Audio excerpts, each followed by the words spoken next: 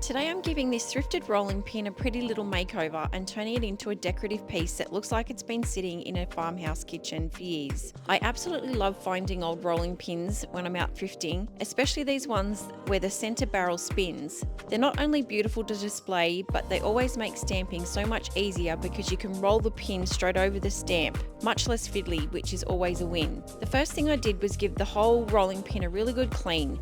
Whenever I'm working with thrifted pieces, I always like to make sure there's no dust, grease or mystery stickiness left behind, because honestly, some thrifted treasures come with a whole little life story attached. Once it was all clean and dry, I gave it a quick light sand using 120 grit sandpaper. I wasn't trying to strip it right back or make it perfect, just wanted to rough it up so that the paint would grip nicely to it. After sanding, I wiped away the sanding residue so I had a clean surface to paint. For this project, I used Fusion mineral paint in Casement for the main part of the rolling pin and Conservatory for the handles. Casement is such a lovely white, and Conservatory gives that beautiful muted green that works so well with vintage farmhouse pieces. If you're worried about getting paint on the handles, you can always tape them off with painter's tape before you start. I didn't worry too much about that for this one because I knew I'd be distressing everything back later anyway. I painted the main barrel of the rolling pin in Casement and it only needed one coat. Once it was dry, I gave it another very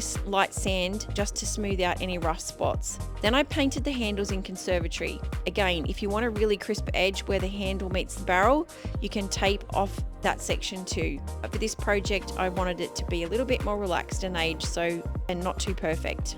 Once the paint was dry, it was time for the fun part, stamping.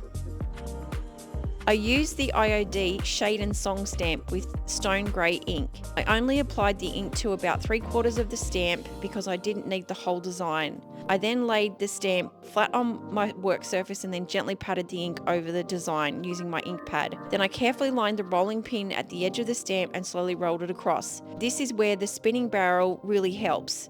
You can control the movement and let the rolling pin do the work. You'll see here that I stood over the top of the rolling pin to watch where the design was going to make sure I didn't roll too far. Then I gently lifted it away from the stamp, and look how pretty the pattern is. You want to make sure the ink is completely dry before moving on to the next step. Once the stamped area was dried, I then lightly distressed the rolling pin, especially around the edges and handles. To finish off, I used the Fusion Espresso Wax. This adds that lovely aged look and helps protect the painted surface. You could have so much fun changing this project up with different IOD stamps, different coloured paints, and watch it become a whole different personality.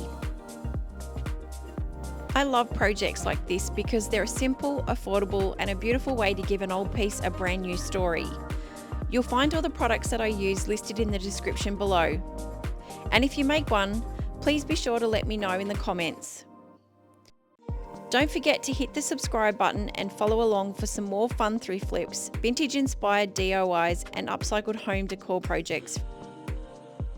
Thank you so much for watching.